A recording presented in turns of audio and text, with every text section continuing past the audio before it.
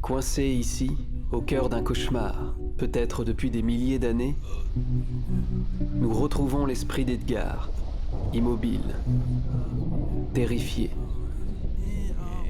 Car le vide, infini en ces lieux, lentement se referme sur notre héros, l'enserre comme dans un étau.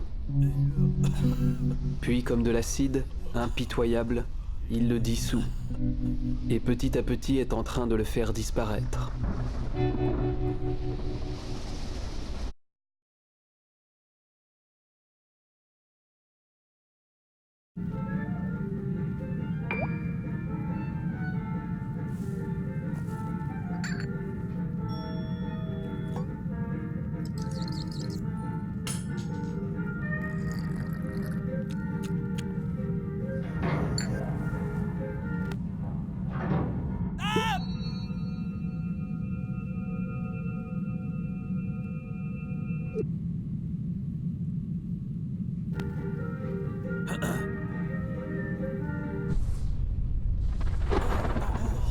À la vue de cette curieuse chose, l'esprit d'Edgar se réveille, lentement, difficilement.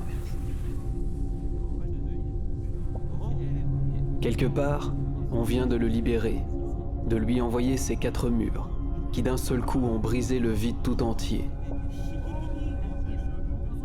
Affranchi de son effroyable étreinte, notre héros compte bien avancer dans chacune de ces brèches et rejoindre cet abri. Seul endroit, peut-être, où il sera protégé du vide.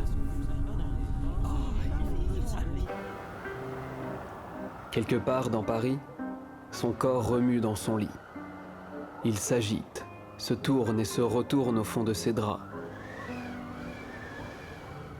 Car son esprit, empli d'une irrépressible curiosité, s'approche d'une étrange porte ronde.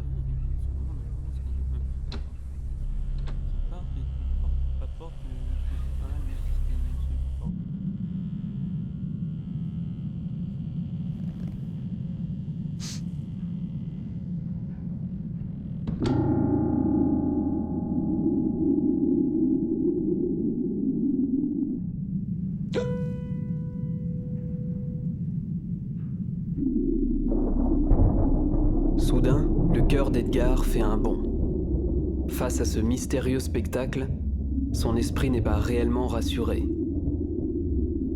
Pourtant, quelque part au fond de lui, une flamme s'éveille. Un coin de chaleur qui fait monter en lui le désir d'avancer sur ses touches.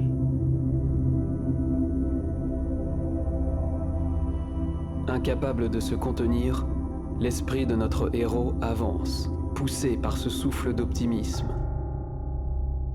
Ses premiers pas écrasent les unes après les autres les lourdes touches de ce drôle de piano gigantesque. Surgissent alors dans la nuit quelques notes, étincelantes. Qu'elles sont belles, se dit notre héros. Elles sont libres, comme les oiseaux.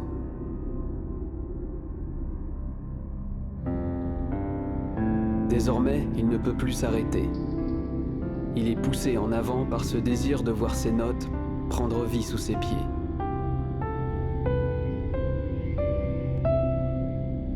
Et alors qu'il traverse ce couloir, la peur le gagne petit à petit. Car il sait qu'un jour, sur la toute dernière touche, il se tiendra.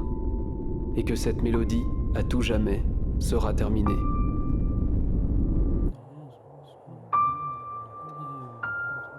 Retirons-nous quelque temps et observons ce morceau d'Edgar surgir dans le néant.